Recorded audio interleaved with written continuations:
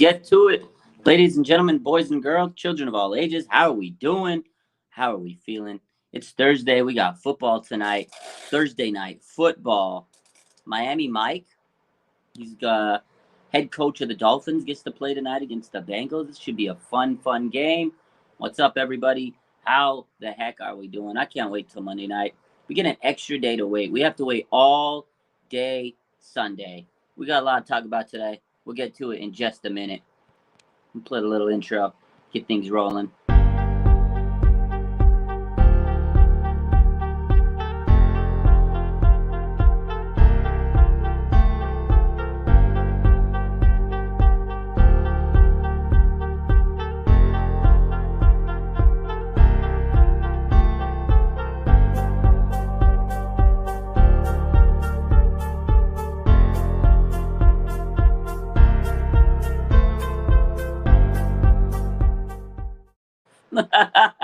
What's up, everybody? Ryan McDonald, what's good? Enrique Deptopia. Javel says, can I wash his laundry? Andres, what's up? Yo, so real quick, before we get to Niner Talk, I know you guys yesterday saw the stream. My neighbor, knocked he rang my doorbell in the middle of the stream, and he asked me to do the laundry and stuff. So my daughter, there's like a study room here, and she's studying. And then I told her afterwards, after the show, I grabbed her and we went and had dinner. And then she goes, I told her, I was like, yo, so our neighbor knocked on my door in the middle of the stream, and he wanted me to do the laundry. She's like, what do you mean he wanted you to do the laundry? And I was like, yeah, he wanted me to do laundry. She goes, so you're not going to do his laundry? I was like, I'm not going to do his laundry. I was like, that's weird. She wanted me to do his laundry. She's like, that's the neighborly thing. You should have done his laundry. I was like, stop it. I was like, do you want to do his laundry? She's like, well, I don't want to do his laundry. He asked you. So it's ridiculous. I still can't believe that man knocked on my door. But what's up? How's everybody doing? How the heck are we feeling? Oh, we got a lot to talk about. NFL me. Let's go. Andres is going to the game. That's hype. We got to play the Keenan and Kel theme song in honor of Coolio. I listened to a lot of Coolio since last night after he passed away. This was a big time, legendary hip hop artist, man, back from my day. Keenan and Kel, that was a great show. Unfortunately, YouTube won't let me play the music. They'll just copyright it, so I can't play it. But definitely, I made sure to play a lot of Coolio today. When I was driving my daughter to school, we played the Coolio in the car. I told her all the stories of when I was younger. So good stuff. What's up? What's up? What's up? What's up, Ron? How you doing? But yeah, let's get to the Niners. So today there was some news. The team finally got back to the practice field. Dan Brunskill practiced today, limited. I know it's not a lot.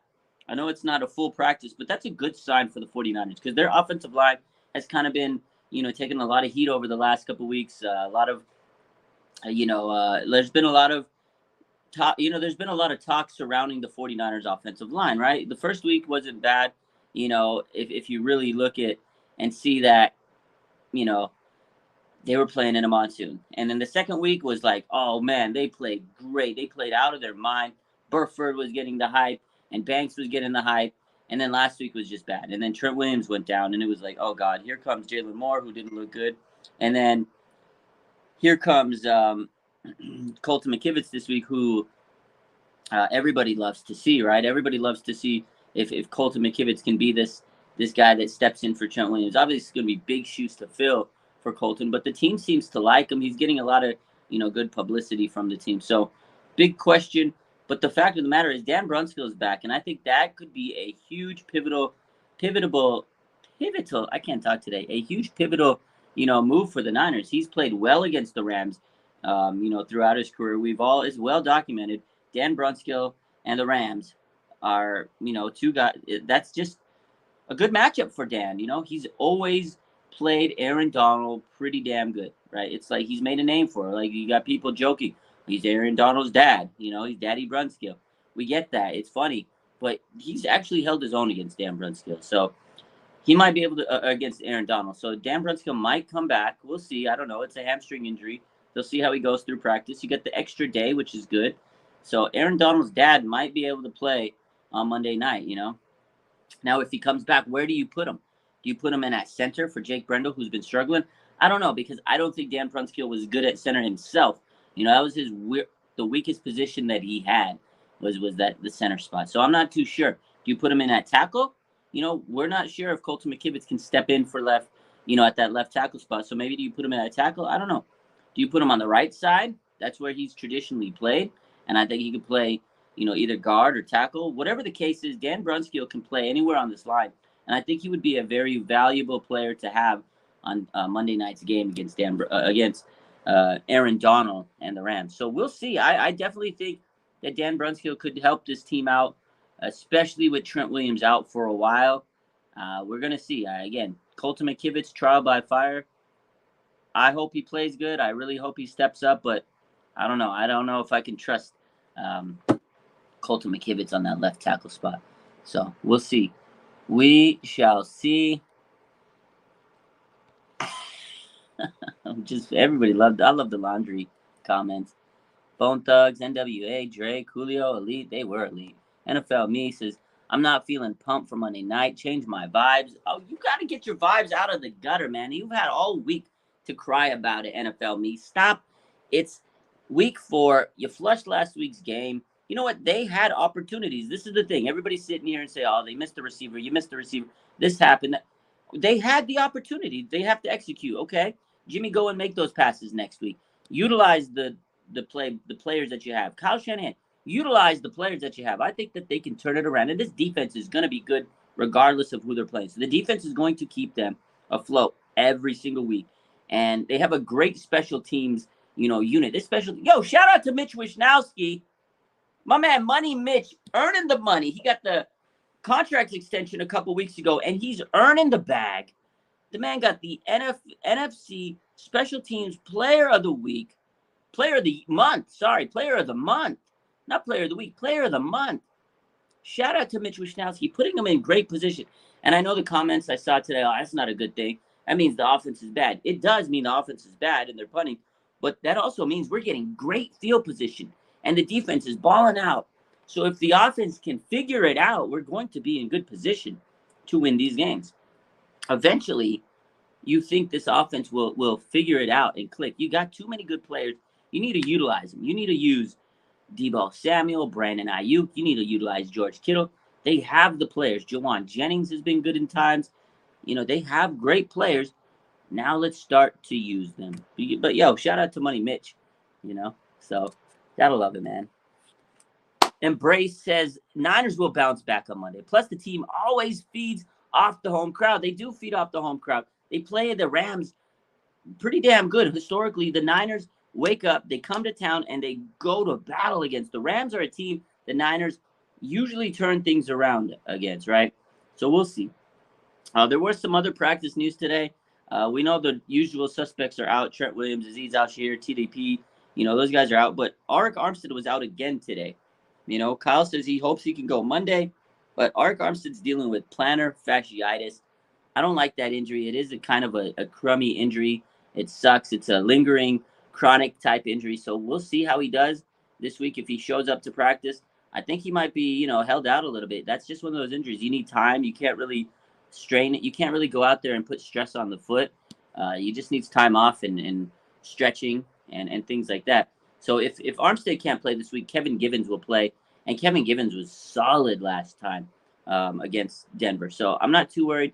Givens was nice, and I think he could fill in nicely for Armstead. So not the worst that could happen, but we do need Armstead down the stretch. All right. My man Eric says, late, but he's here. Better late than never. Case closed. The defense continues to get better. Jimmy Ward and Jason Verrett coming back soon. You're 100% right. This defense is going to only get better and better and better. They have such great depth, such great talent. I think if they can keep floating and keep this team around, eventually the offense will break out of its funk. We got 3 games that they could win coming up. You got the Rams, you got the Panthers, and you have the Falcons. You win those 3 games, you're in good position. Then you have the Chiefs and the Rams again. Honestly, if they go into this bye week like 4-4 after this next couple of games, I think it's a dub. Or 5-3. They can really sit and put themselves in good position coming into the bye week. And then after the bye, you get a lot of players back. You might get Trent Williams back. You might get TDP back. You might get Azeez back. You might get Elijah Mitchell back. So you're getting a lot of players back eventually. So they just have to hold it tough, stay, keep their head up, keep grinding. NFL's tough, man. Every team goes through injuries. We can't sulk. We can't get too mad because everybody's dealing with them. Look at the Chargers. They got a lot of injuries. Joey Bosa's hurt, man. He's on the IR. Rashawn Slater's out. He's on the IR. There's a lot of players that are out on a lot of teams. And I know we get like frustrated because we see it and it's our team. If we were a fan of another team, we'd be just as upset. But we can't get upset. We can't sulk. It does suck. It does suck that you lose these high caliber players. But that's why you have great depth pieces, right? That's why you have, players that they drafted to step up, next man up. Now, am I concerned about Colton McKivitz? 100%. That being said, but I'm going to give him the benefit of the doubt. I'm going to see if he can go out there and earn it. He is an NFL player. Let's see him step up. Let's see him take that next man up mentality. And if he balls out, then hell yeah, man. That's more power to it. If he struggles, we expect it. So it's a team. They're going to win by a team, lose by a team. I was listening to Fred Warner yesterday in his podcast on 957 The Game, and he said, look, man, they were like, are you frustrated with the offense? Are you guys so mad at these guys? Are they were trying to like get something out of them, like a reaction of, we're so mad at the offense. But Fred Warner's like, yo, we're a team. If we lose, we lose as a team. If we win as a team. Like, yeah, they might be struggling right now, but it's a team, man, and we all got to do our part to win. And maybe we just need to play better. They definitely need to play better. But this team is strong and they're unified, and they go to war for each other. So if they know somebody's struggling, they're going to do what it takes to help pick them up. And this offense, let's see if they can pick it up and figure it out. They have the same players they've had for the last few years, save a few people here and there. Obviously, Trent's a big, loss. Lakin was a big loss. Aaron Banks has played pretty good. Spencer Burford's played pretty good. Mistakes he's got to clean up because he's a youngster, but they've played well. Jake Brendel, he definitely needs to step it up and play better. Mike McGlinchey's Mike McGlinchey. He's not going to get any better. Hopefully he doesn't get any worse, So he's got to figure it out and just make sure he holds his blocks and plays better. He's coming off injury, so, I don't even know if he's 100% out there playing, And then you got to think about Jimmy. Definitely, he's in for some of those blunder games. We know he's, good for a few picks here and there at certain critical moments. But he's also coming into this season, a lot of mental anguish. You got to think about that, too. So something I was thinking about today. I was like, you know what? Jimmy's had a lot of hardship, a lot of mental anguish this offseason. Who knows where he is mentally? I don't know. I mean, we know who Jimmy is on the field. We know who he is, every day. We know what Jimmy's going to bring to the table. But where's he at mentally? He did go through rehab, and rehab's a tough process. And Jimmy's went through rehab multiple times. So mentally is an aspect that we don't think about enough. Where are these players mentally, And that's where I hope they're okay. They are 1-2. It's still early. But mentally, I hope they're okay, man, because the fans have been very upset, and rightfully so. We're all upset. We want them to win. We should be 3-0. I get it. But, man, there's been a lot of negativity. So hopefully positivity can help these guys, charge them up, and kind of help their mental, because I don't think anybody mentally is doing good on the 49ers, unless you're Nick Bosa and Talanoa Hufanga, because those two guys have been getting a lot of praise. Everybody else has been getting a lot of, negative pub or no pub at all. So, let's hope they can push this week and win against the Rams, because if they win against the Rams, they're in first place in the NFC West, and that's a amazing place to be, an amazing place to be, So, Alex says Jimmy owns the Rams. He didn't practice with the squad and he didn't play in the preseason. Let's see. Give him time. That's what we got to do. Let's see. Right? That's what everybody's saying this week. And if that's the case, let's let it play out. Right? If in 3-4 weeks we're in the same position, then we got something to talk about. But we're gonna give everybody the benefit of the doubt. It's still early. There's been a lot of people in the media that said, hey, these first few weeks is kind of like preseason to these guys. A lot of them didn't play together during the preseason, training camp, all that stuff. It takes time to gel, and I get it. Like, it does take time to gel. So I'm going to give them benefit of the doubt. They started slow last year and some of the other years. Kyle Shanahan's a slow starter, but they usually finish pretty strong, and I think that's going to be the case this year. They always start slow. It's frustrating for sure, but I think with Kyle at the helm, it's one of those things where they start very slow. But speaking of Kyle, he did address the media today, and he discussed the video, the lip reading video. I don't know. We're going to talk about that real quick. Ryan says, coulda, woulda, shoulda. That's how it is, unfortunately. 49er throwback. How you doing? How you feeling? Feels God. Jimmy didn't need time. He's been with the team 6 years. Jimmy is a mediocre game manager at best. I mean, I agree. I know Jimmy is who he is. He is who he thought he is. It's not like he's going to be this elite quarterback. It's not like he's going to elevate the team. But, again, they're saying that he needed a little bit more time. He's been rehabbing all offseason, and maybe it is timing issue. We don't know, it does kind of help you get your rhythm down when you're out there practicing. So again, give him the benefit of the doubt. I do agree with you because I've said it all week that he is a 6-year veteran in this offense, that he should know where things are.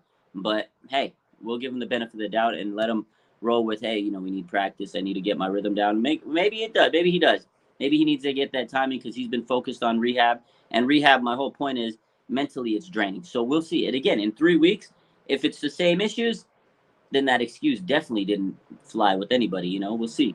And if he comes out and he tears it up, and it's like, okay, yeah, maybe Jimmy was just a little rusty. We're gonna let everybody have their moments right now. It's still early, and I don't want to panic, and I want to be positive. Again, we could sit here and beat that narrative with the dead, like a dead horse, but I want to change it up and be a lot more positive this week and move forward. Again, we'll see what happens. We'll see if that truly is the case. Because if he's telling us that, then go prove it on the field, right? We'll go see how things look on the field in a few weeks, in a few days for the next couple of weeks. We'll see how it goes. My concern, I'm going to throw this out there. Jimmy Garoppolo coming off of shoulder surgery. He's going to be throwing a lot more, He did throw 29 times. That's kind of uncharacteristic for a Jimmy Garoppolo-led offense. I think eventually you're going to hear that his shoulder's sore. That's going to be, if the team is doing bad, just check back in a couple weeks. If they're doing bad and they're losing, Jimmy's, my shoulder's sore. I don't know if I could play. That might be something that we look into later down the line. But we'll see. That's still kind of foreshadowing. That's still a little bit ways down the way. Shylock says practice make perfect. Kyle Shanahan is a big proponent of practice. He loves it. So maybe it does. Maybe practice is what they all need, right? They need to go out there and practice more. So, Files guy said, I wanted to see Trey so bad. I wanted to see Trey. We all, like most of the fans, wanted to see Trey. It was why they spent a lot of draft picks to go and get him. The fans were hyped up. It was one of those things where like, oh my God, the future is here. Everybody was excited. It's unfortunate, but we can't change that. You can't go back in time and change anything. Unfortunately, it sucks. But unfortunately, in sports, these things happen. And we've seen this many times with the Niners. We've lost a lot of players through injuries, right? Nick Bosa had the ACL tear. A lot of players have gone down. It sucks. But, I think there was just so much excitement, so much uncertainty, and just so much, mystery with Trey Lance. We all wanted to see Trey Lance out there. Eventually, we'll get him. But I agree with you. I think we all wanted to see him, and we were all hopeful. There was a lot of hype, for Trey. And I think next year he's going to come out there and play his ass off and try to, prove himself. He's going to have a lot to prove. So I agree. It's kind of tough.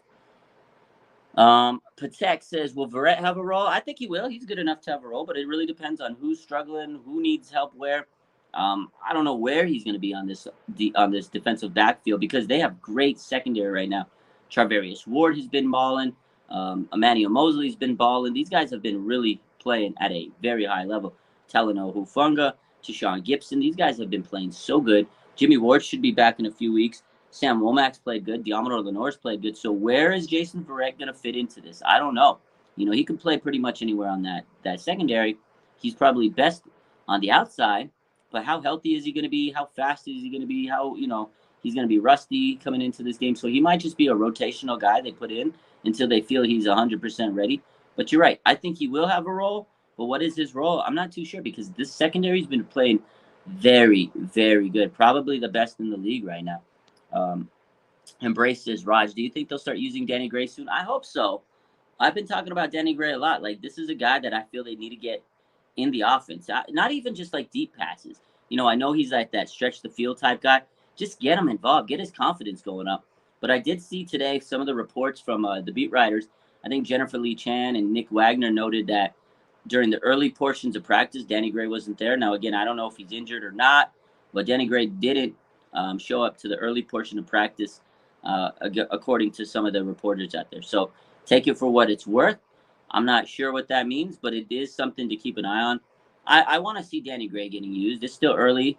I know he's a rookie, and it's going to take time for him to kind of acclimate, and I don't know how he's doing in practice. And Kyle Shanahan's a guy that really loves practice, so we'll see. But I 100% agree that they need to use Danny Gray more. I want to see him out there. He looks fun, man. Trey Lance and Danny Gray had just this phenomenal connection. And then now Danny Gray's not going to be used much because Trey Lance is out and he doesn't have the deep threat quarterback.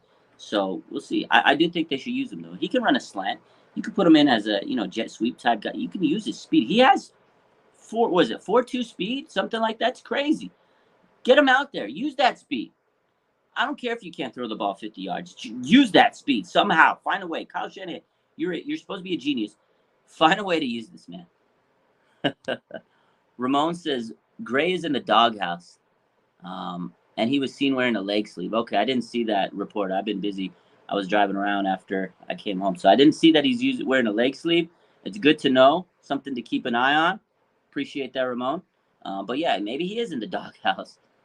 He is useless right now. I agree. I agree. You like my shirt? Yeah, I like Star Wars. Star Wars is fun, man. I've watched them all. Star Wars is cool. We went to Disneyland and I wore it. I had to rep the Star Wars gear. Star Wars is always fun to watch. It's good stuff. Gotta love it, man. What's up, JM? What's up? We need media dances, Christy. We're gonna get one. Don't worry. There's a Ryan says Shanahan and AI wouldn't get along. Yeah, I said this the other day. If Shanahan was the head coach in NBA terms, if he was the head coach and Allen Iverson was his player, or if Allen Iverson was a football player and Kyle Shanahan was his coach, they'd not see eye to eye because Iverson hated practice. Kyle Shanahan loves practice. Definitely wouldn't get along. Eric O says, thoughts on Kinlaw? I mean, Kinlaw hasn't been bad. I feel like this is the thing on Kinlaw. A lot of people see the games, they see the box score, and they're like, oh, Kinlaw's not making an impact. He doesn't have any stats in the box score. Oh, he's terrible. But now, if you go back and you watch the game on all 22 film and you rewatch it, Kinlaw actually had some really nice plays. He was kind of in the trenches. He was being very disruptive. He was kind of taking up double teams. He's doing what he needs to do in terms of run defense, clogging lanes, open it up for people like Bosa and Drake Jackson and those guys. Him and Kevin Givens were nice inside that middle, just creating a lot of havoc. So Kinlaw, his game doesn't show up on the stat sheet. Obviously, we want to see him get stats. He's a number 13 pick. You want to see him get a couple sacks, pressures, coverage sacks, a couple big tackles for loss. You want to see that a little bit more. But for him to be out there and playing and he's healthy, I think he's in a good spot. He's been really, disruptive in terms of getting pressures up that middle and taking out two linemen. I've seen him. He looked pretty good on the film. Obviously, you want more, though, because he is a number 13 pick in the NFL draft. So could they, the amount of production he's getting for where he was drafted, it's not matching up. But I do see him making an impact, and it doesn't look like the impact he makes doesn't show up. It doesn't reflect on a box score, but he's had some actual impressive performance. If you go and watch the film, like his presence on the D-line has very much helped a guy like Nick Bosa and a guy like, Samson Ebukam and a guy like Drake Jackson. He's doing small things in there, but I do want to see him have a little bit more impact in terms of big flashy stats because players, or not players, but fans, when they see Kinlaw, they don't see him getting sacks, they're going to think he's not doing good. He's a bust. He's a bust. And in terms of production, he's not getting the production you would want to see out of that pick, but he's playing pretty well on the line. I've seen it with my own eyes. But so Fios, there's a couple good comments here. Raj, is there any chance that Kittle's best days might be behind him? I don't see him in 2019 South or 18. I wish they didn't use him as much as a blocker. Yeah, that's the interesting thing. I've talked to a lot of people about Kittle. Man, I was having a debate with someone yesterday, and we were just going back and at it, and they were saying he doesn't do anything on the field. He doesn't do anything. And then I had another friend I was talking today, and they were just like, God, Kittle he's just washed, and it's tough because Kittle, if you look at the box score, it's another thing. He doesn't do anything. He's got there was a stat today. Oh, I got to pull the stat up. And I was just like, oh, man, let me pull the stat up because it does kind of reflect that, yeah, he hasn't really done much. But then there's two ways that I look at it. So let me pull the stat up. And I want to show you this stat because it is interesting, right? Let's see. Sorry. Give me a second. I'm pulling it up. Here it is. So Evan Sowards, you guys probably know him. 49ers. I think he's part of one of those content groups, right? One of those 49er content groups. I can't remember which one he's on. But he says the last 5 games George Kittle has played. This is good. Last 5 games George Kittle has played, he's got 3.4 targets a game. Only 3.4 targets a game, and he's got 17.6 yards per game. So it's not like he's been getting the ball a lot. Only 3 targets a game and only 17 yards a game. So if you're not getting the ball a lot, you're not going to get a lot of yards, right? So I think they're not using him as much as a receiver. And I feel there's 2 reasons. Yes, they're using him as a blocker. They need to use him as a blocker. What's up, Rohan? What's up, David? What's up, everybody? How's it going, my man Rohan? What's up, Amateur Draft Scouts? So many good people in here. What's up, Rohan? We got to get you back in the chat one of these days, or back in the live one of these days. My man Rohan working hard. But going back to what I was saying is, yes, George Kittle's not being used as much as a receiver, but I think it's because they are using him as a blocker. I went back and watched that game. He was all over that line, like adding as an extra blocker. They'd throw him in motion, and then he'd go leak out and block. And then there's times where he'd go leak out and run a route, but he wasn't the first, read. And then Jimmy's that first read type guy. Unfortunately, you're not going to always be looking to your second and third reads with Jimmy at quarterback. And then he's had injuries, right? When you're coming off of injuries, text you. I'll text you now if you want to hop in. I'll pause the live, send you the invite, and we'll go live if you want. Real quick, let me know if you want to come in, Rohan. We can discuss George Kittle a little bit more.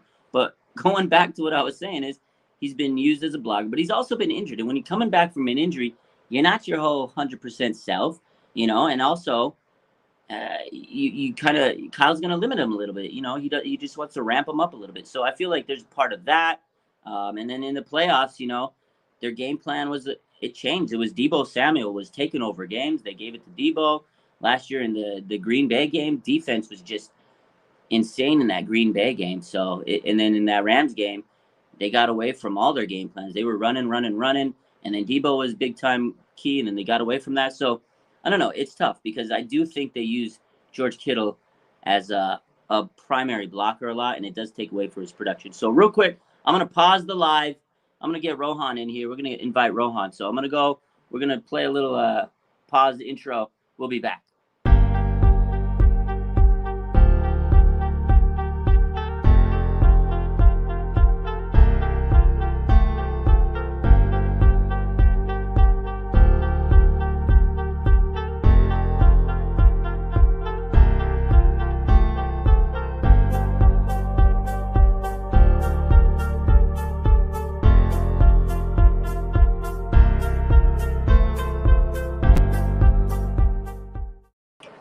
All right. I'll be right back. I'm going to take another 30 seconds.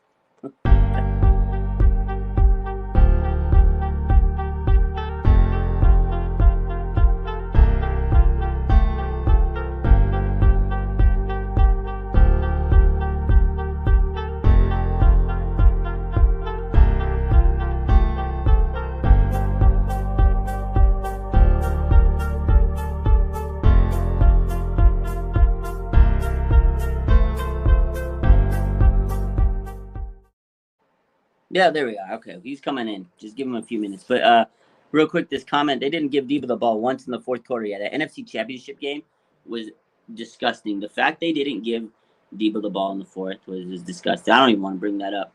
But definitely a good comment to kind of talk about.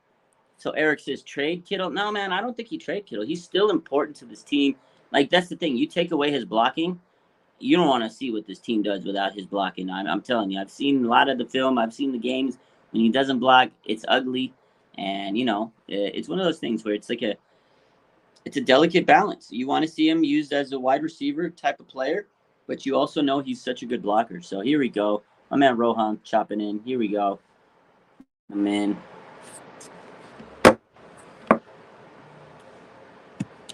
I think we got him. There we go. What's up, my man? I don't think I see him. We got him, but we don't.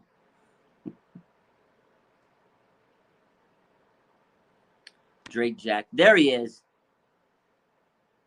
He's frozen. Eventually we'll catch up to him. I don't know what's going on with Rohan. It must be the Wi-Fi. He's got that school Wi-Fi, that Wisconsin Wi-Fi.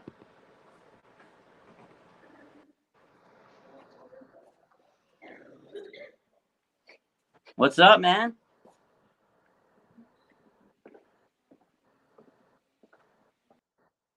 Oh man, this is not good. He was lagging out. Rohan lagging out on. Let's see if he comes back in a minute. Let's take some of these questions. What do you think about Drake Jackson? Says Adam. I believe he got his first sack. He got his first career sack on Sunday. That guy's been playing good. I like what I've seen. You know, he's been in limited pass rush roles, but he's making the best of his time. He looked great in preseason. He looked great in training camp, and I think Drake Jackson is just going to continue to get more reps, man. He looked fluid on that line. Like that move he made to get that sack, you know, and I think last week there was actually a double sack between him and Bosa. I think Bosa was credited. They got like a half sack together. But man, oh man, Drake Jackson's definitely playing pretty good. I like what I've seen out of him. Um, he's got that McDonald's Wi-Fi. My man Shylock says we need a 1989 Dallas Cowboys Herschel Walker type trade that makes something happen. We put in the chop and block. If we're gonna trade Kittle, I agree with Shylock, man. This guy, if we're gonna if we're even gonna entertain the thought of trading Kittle, you need to get a haul for him. He's still a damn good player. He's still a top player at his position, top 3 hands down, right? Because Mark Andrews, what he's doing in Baltimore is amazing. Travis Kelce's been doing it for years. He's so consistent, and I love Kittle. Injuries have kind of set him back a little, but he's still one of the top players because he does such a good job with his blocking. If you're going to trade Kittle, you need to get a haul for this guy. Because I guarantee you, if you trade Kittle to another team, he's going to go ham. They're not going to use him as a blocker. Kyle Shanahan loves to utilize him as a blocker. I guarantee you, you trade him to another team, they're just going to be like, look, we just need you to go out there and catch the ball. I don't care about blocking. Kyle Shanahan cares about it because it's so part of his scheme. These teams would make him go crazy. Okay, here we go. There he is. There we go. He's in Now the it's locker room. working. That's what he was trying to get access into the Niners locker room. That's what I see. I got you. How you doing, man? I'm doing good, man. How you doing? How you doing? I'm doing good, man. I'm waiting for the big Thursday night football game, Miami Mike and the Dolphins against the Bengals. I'm gonna, talk for a little bit more with you and then go watch that game. But yeah, I'm doing good. Hey, we love Miami Mike, man. I saw a story earlier today about Yeah. Mike McDaniel understanding that fans were watching and Mm-hmm. filming, so he put 12 on the field. That's Miami Mike for you, man. He's a genius. Yeah, I saw that story too because yesterday I guess they leaked his practice video and everyone's like, "Oh my god!"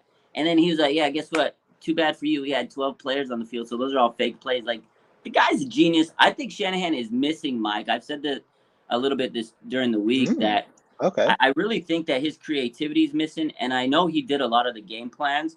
I think there's just a lot of pressure on Kyle Shanahan. Do you think that's true?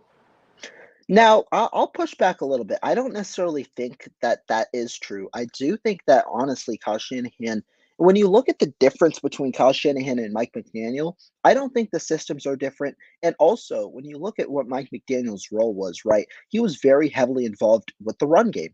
You Mm, look at Miami, Miami hasn't utilized the run game as much as the 49ers did in their years. Instead, Miami has been more of a prolific passing attack these first couple of weeks with Tua Tagovailoa. And yeah, really, the reason I think that we've seen a difference with that offense compared to the 49ers offense is because Miami has a quarterback who is able to operate out of clean pockets mhm, and an offensive coordinator who wants to hit those quick throws, who wants to get it out there, which extends the offense because it then makes the quarterback capable of making big plays yeah, because teams have to be more conservative to adjust, which allows for big playability with talented playmakers. And the 49ers and Dolphins have playmakers that are way different, right? The yeah, 49ers have playmakers. They both can operate after the catch, but the Dolphins have two of the best speed options in the yeah. NFL, while the 49ers have different builds of receivers. You don't necessarily have that pure 4-2-4-3 speed guy. Maybe Danny Gray falls under that math, but obviously, more well rounded receivers there with the Dolphins compared to a guy like Danny Gray. Yeah, 100%. I mean, Tyreek Hill, I'd take him over Danny Gray any day of the week. That guy, Tyreek Hill, changes their game style. I mean, you just tell him to run. It's like a track. That team's like a track team. I think you hit it on the head. Is they have so much speed. I think they do have similar offenses. It's just Miami has more speed, man, and you can't. I mean, a lot of times in these games, if you're just going to be flat out faster than everybody, nobody's going to be able to stop you. And I think you're 100% right on that. Is they have what the Niners don't is pure speed. We have fast guys, but it's a different type of speed than the Dolphins. It's just pure track speed, man. But yeah, shout out to Mike. He's doing good. I'm happy he's having success. Now there is a game that the Niners and Miami play. I hope he doesn't have success that night though. Yeah, I mean, I think though, with that said, with the difference, I think disputing the difference between like that Mike McDaniel and Kyle Shanahan has kind of been this huge difference, and Mike McDaniel might have been the missing piece. I do think though this is an important time for Kyle Shanahan to, in a way, prove himself. I don't necessarily think he needs to prove himself to everybody, right? But it's been noted that he's a guy who hasn't been able to get over the hump, right? He's given up leads consistently, right? We see that 10-point lead evaporated at times. We even saw it earlier this year with the Chicago Bears. He's given up leads. He hasn't necessarily, obviously, he hasn't won the Super Bowl. We've seen him in 2 Super Bowls, hasn't won it. In a way, I think it's time for Kyle Shanahan to prove himself, and it is a prime opportunity to do so because with a guy doing so well away from you that has been a part of the Kyle Shanahan tree, now it's time for Kyle Shanahan to kind of say, well, I'm the formula. People are Yeah. adapting to my formula. Yeah, exactly. It's not a, if Miami Mike does better than Kyle, it's not a good look for Kyle because he's supposed to be the guy that this is his playbook that everybody's using. You got LaFleur, you got McVay, you got Mike. Now they're all utilizing concepts from Kyle. If they're doing better than him, then it's like, okay, why are you not doing better than your disciples? So yeah, 100%. He's got a lot to prove because he's gotten so close so many times, but he could just never get over the hump, and that's happened to a lot of coaches. Andy Reid historically was the kind of that same guy where it was like, man, he's just never going to win the big one. And now he won it, and everybody's like, oh, Andy Reid's a guru. So he just has to get over the hump. Hopefully it's this year. We'll see what happens. I think we still got a good team. I'm not panicking yet. I don't know if you've hit the panic button yet, like a lot of Niner fans out there. I mean, it's been wild on 49ers Twitter. I don't know. Where's your head on that? And then maybe talk about Kittle, because there's been a lot of people that are upset about Kittle. We were talking about that earlier. You feel like he's being utilized enough, or how do you feel on the Kittle situation? Yeah, so I'll first talk about the panic situation. I don't think this is a situation of panic. I mean, a perfect inflection point is last year. The 49ers went 3-5 to begin the season, then obviously went on a 7-2 run to make the playoffs. Well, that type of performance isn't necessarily sustainable year to year, right? You can't expect a team to Yeah. just go 7-2. And while I do believe, after seeing the 2 losses that we faced, the 49ers have proven that they are capable of beating themselves. So I don't think I don't think you can necessarily look at a game and just give it to a 49er win necessarily because they've beaten themselves against the Bears with significant amount of, and then obviously against the Denver Broncos. So still, with all of that said, the 49ers are 1-2. If they win this game on Monday, they are first place in the division, right? Like I think I think it is a bit overblown given the severity of this last loss. Jimmy Garoppolo played perhaps his worst game that I've seen him in a 49er uniform this past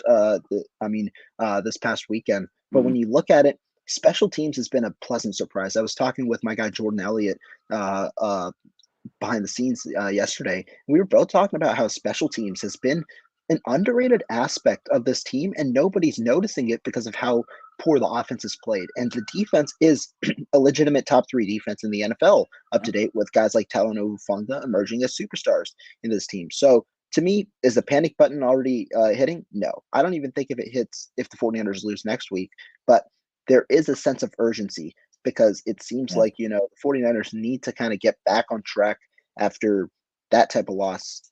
Now, Jimmy Garoppolo obviously had a poor performance, but it seems like, when that poor performance comes, you kind of sense that there could be a bounce back. And if the issues that he was illustrating are truly correct, if it's really just a readjustment period, you expect better results as he continues to get readjusted. Now, unfortunately, the 49ers are without Trent Williams. The Ah, 49ers are going to be, they're going to face the injury bug. No Trent Williams, no Azeez Shire. We already know no Elijah Mitchell and company. So they are going to face their injury bug of sorts, which means that backups and players that we've seen struggle at times are going to have to step in. But the 49ers, they are still in a prime shape. They still have Debo Samuel, Brennan Ayuk, like we're about to mention George Kittle. They've got their elite crop of skill position players as well as an elite defense. So I don't think the panic button should be hit yet. It's still way too early in the season. We've seen so many unpredictable things happen this season, right? Like the lack of undefeated teams and the undefeated teams being the Eagles and the Dolphins and things like that. So I think there is still the unpredictability of the early part of the season. We got to still talk. I mean, we got to still wait for a bit more of it to prolong before we head into that panic type of mode. Yeah, I agree. I definitely think that it's too early to panic. It's week 3. I think somebody in the comments said it's week, or it was just we just finished week 3. Everybody's in their feelings. That's it. Niner fans get in their feelings pretty quick. But I think it's because we do have such a good, stable of players. The talent is a robust, and we want to win games because we do have some of the best players in the league. And we get a little frustrated because I think the 2 games they lost, they shot themselves in the foot. They beat themselves. They didn't lose to those other teams, but I agree. I think that this is a team that could turn it around. They've done it in the past, but I think one thing you said was really key is they've done it before. They were 3-5 last year. We know that, but it's not sustainable. The odds are against them. Like to do it again, if they're 3-5 again, to run it back and repeat and go back to the NFC Championship, that's a lot of work mentally, physically. It takes a toll on them. So I hope that they don't get to that point. But again, I Correct. agree with you. I won't panic if they get to that point because I know that I've seen this team do it. But it's just not good for anybody's mental. Yours, mine, the team, the players, the coaches. I hope they can turn it around. This is a good question. Kenneth says, how long will it take Jimmy G to find a rhythm and turn the season around? Because he did say, yeah, maybe I wasn't in a rhythm. I didn't have preseason. Everybody's giving him that I wouldn't want to give him say it's an excuse, but yeah, in a way he's saying, yeah, I didn't really have the preparation this off season, and I get it. We'll give him the benefit of the doubt.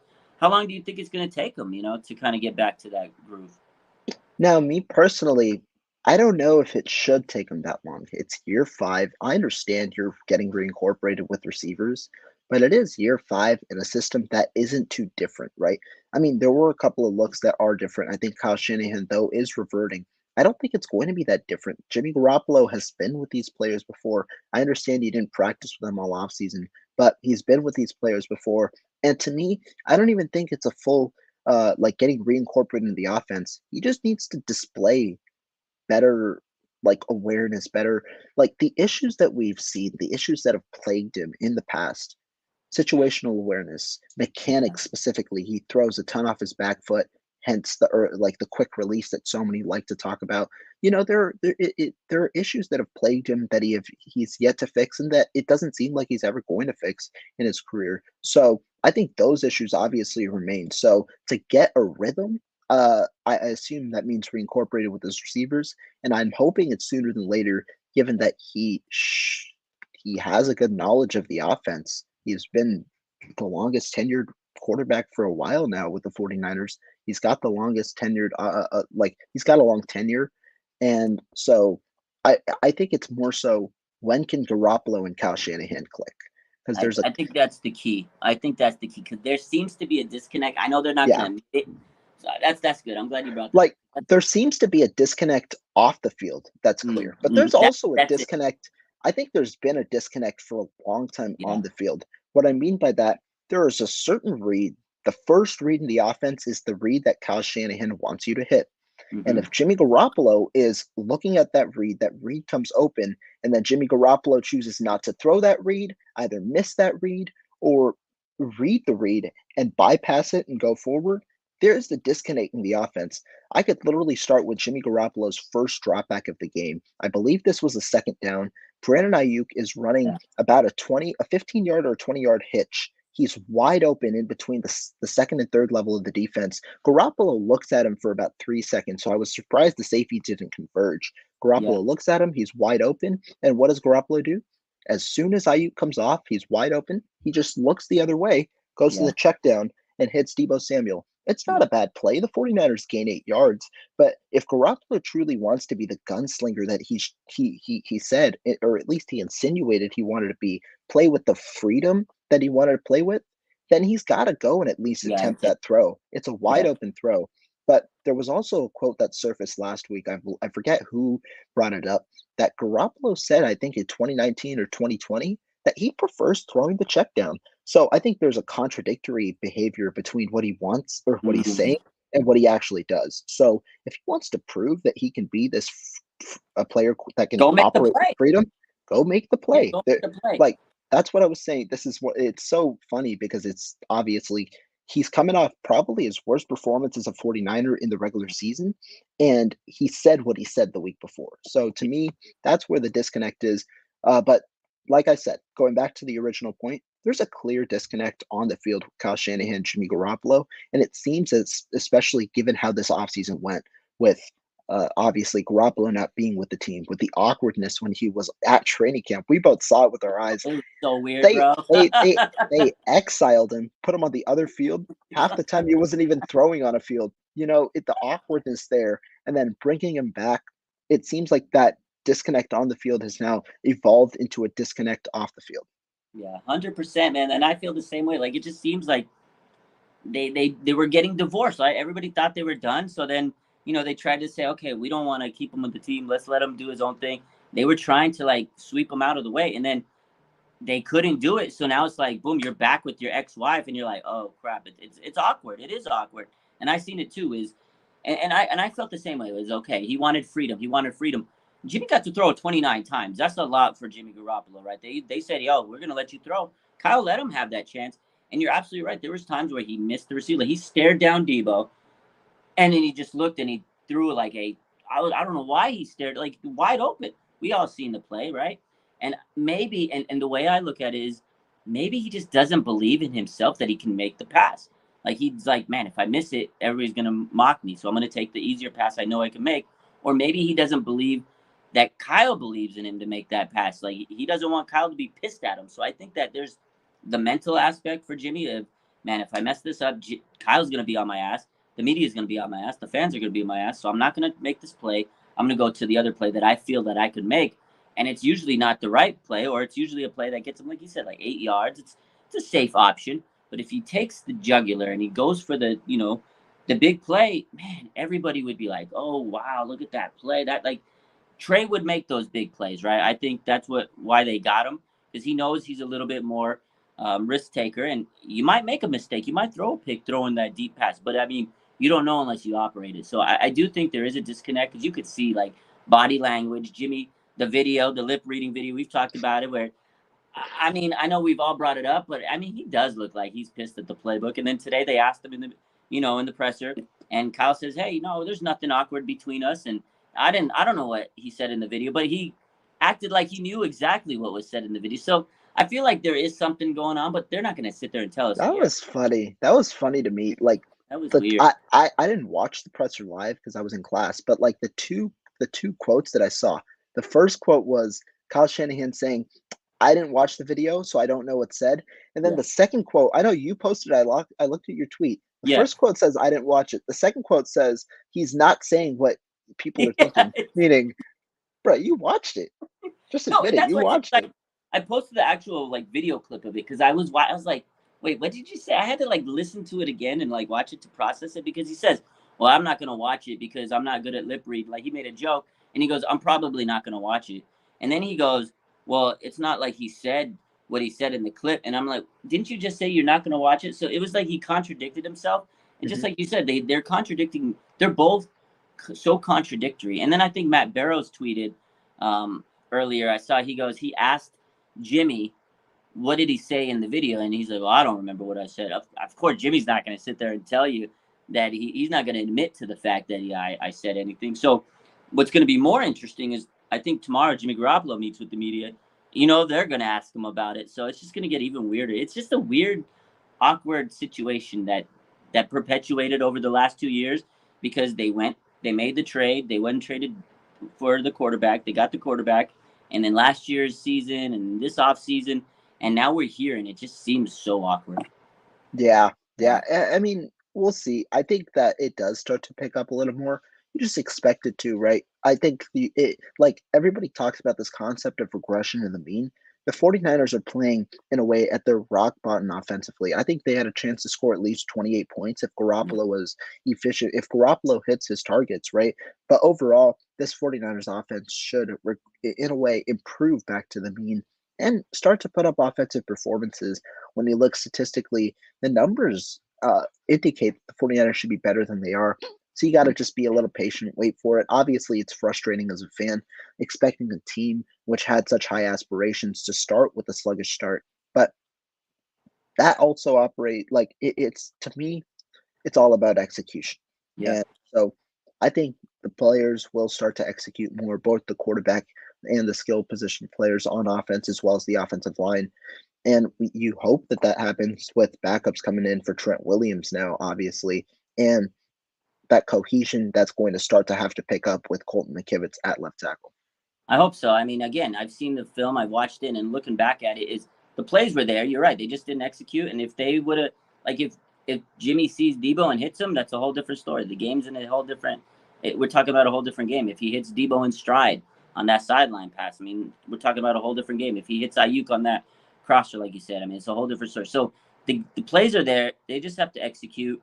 I think they will because they have so much talent. It's only a matter of time. Law of averages will say that they'll turn it around. But you're right. The big question is how can I think I'm a little bit. I don't know if I'm worried, but I am interested to see how Colton McKivitz is going to do and hold up for Trent Williams because it's a big loss, man. And no matter how you cut it, I think McKivitz is going to play hard and he's going to try his best. But I mean, those are big shoes to fill, no matter how you slice it.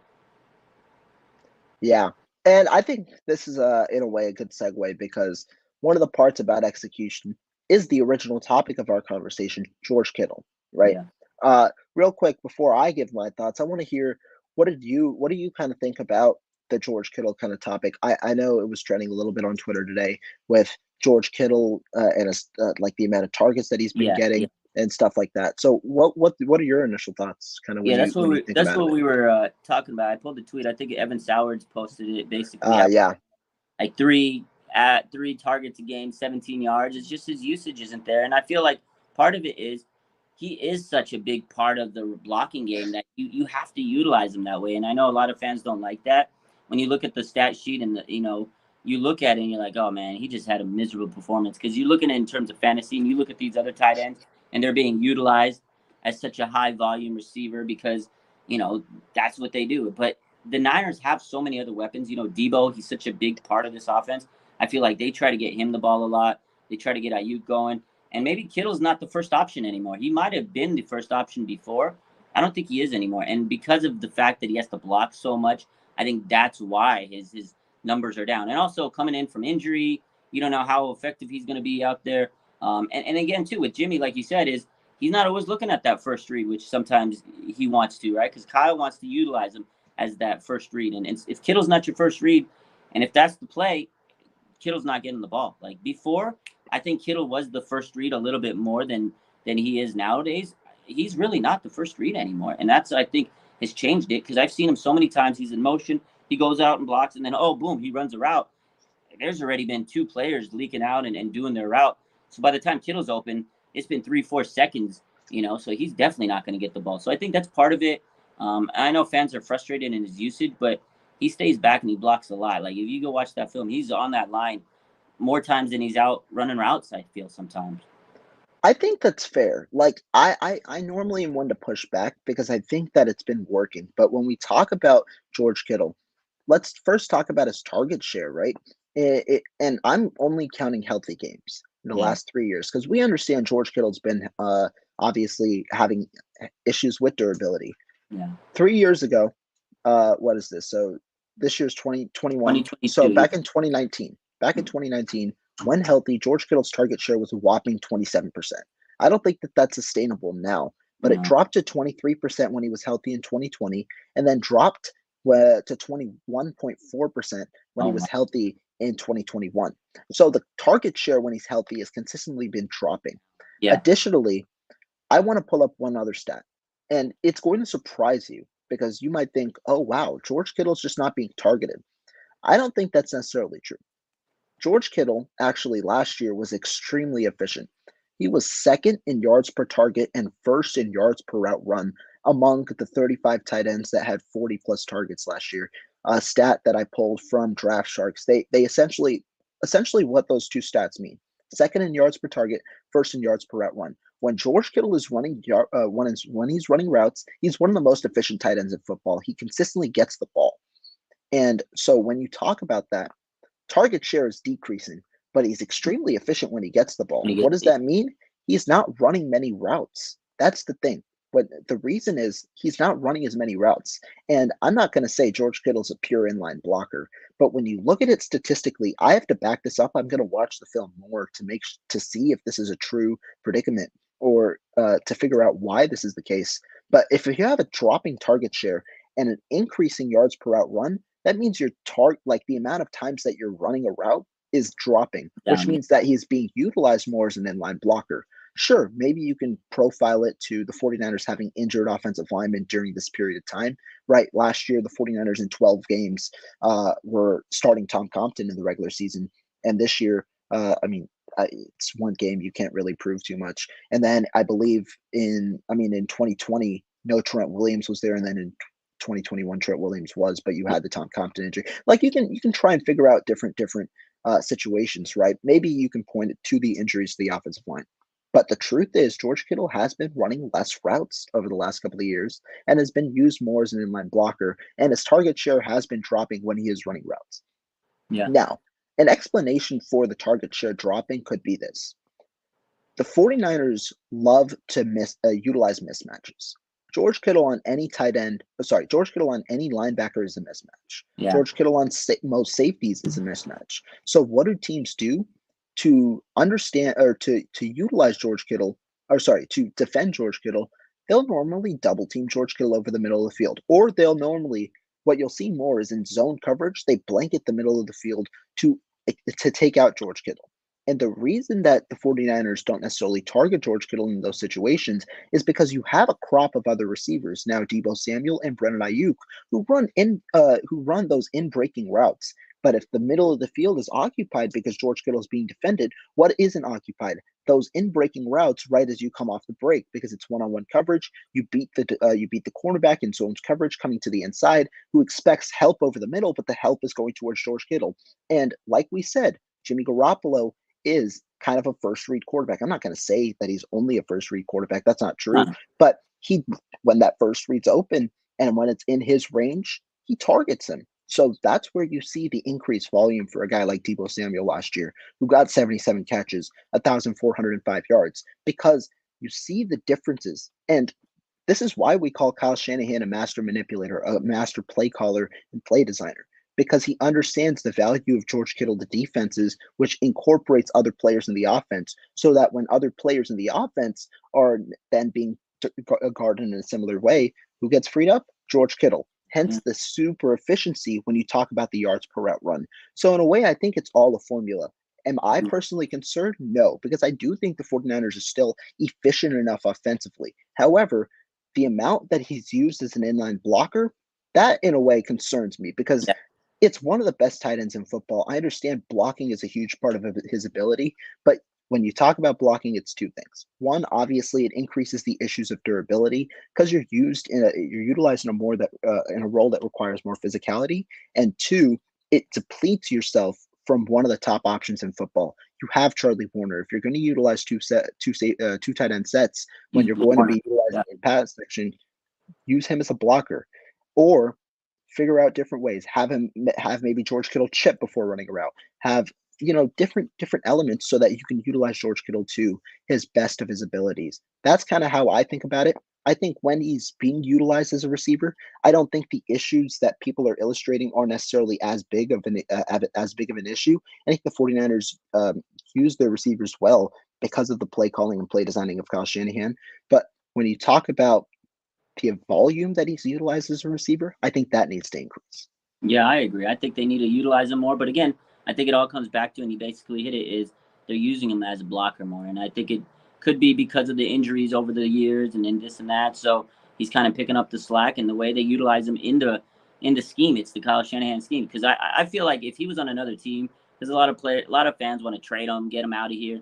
If he was on another team, man, oh God, he would put up just stupid numbers. So I don't want to lose him because I know how good he is. It's just the way the Niners run the ball, and their scheme is up, Hopefully they can get him the ball more and people be happy, because he's going to have one of those games where, because last year there were some games where you're like, oh my God, George Kittle. Right. Cincinnati He had game. I remember he had a huge 3-game stretch last year was where it was 181 yards against Seattle, I believe, 151 against Cincinnati in the win.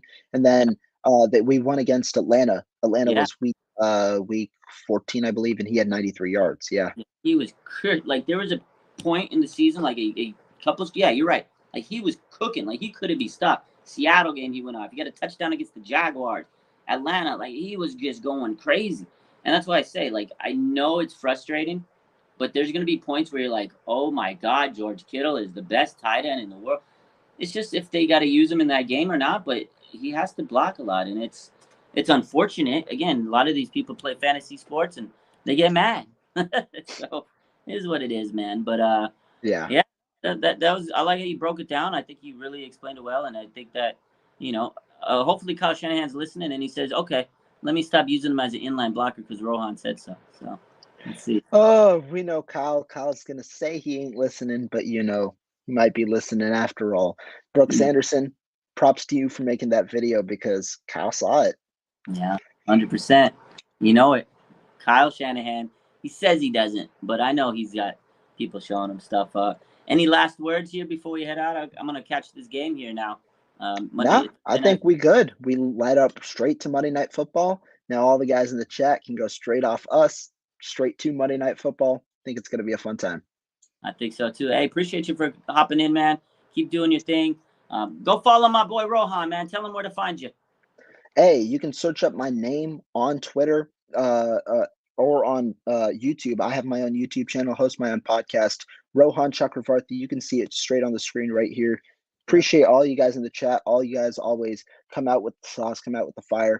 But yeah, follow me on Twitter, search up my name, or follow me on YouTube or subscribe to my YouTube channel. But as always, Raj, I always appreciate you. You know, we always have a great show when we go on. So thank you for bringing me on, man. Hey, anytime. You're always welcome. Just hit me up whenever. I'm glad you popped in. It was good stuff. And hopefully everything's going good out there in Wisconsin, my man. Yeah, for sure. All right, man. Take care, Rohan. It's Thursday night football, they're saying, not Monday night football. Oh, whatever. I'm too focused on the 49ers. I'm I thinking know, Monday man. night only. Trust me, it's been a long week, man. Hey, but appreciate you and yeah, have a great night. Take care, man. Have a good one. All right, that'll do it for tonight. Shout out to my boy Rohan. Thanks for hopping on, man. He's always smart. He's such a smart young man.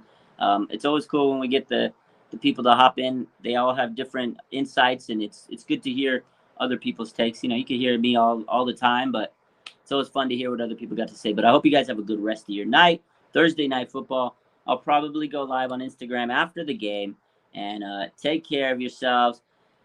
Let's keep the vibes positive. Appreciate you, Adam. Thank you, Kenneth. Thank you for all the positive comments. Let's keep the vibes positive, and let's hope we get a dub on Monday night. Now, if we don't get a win on Monday, y'all know what to do and hit the comments next week. It's going to be murder. I love you guys. Have a good night. And no, I'm not doing anybody's laundry. I love you. Bang, bang, not a gang.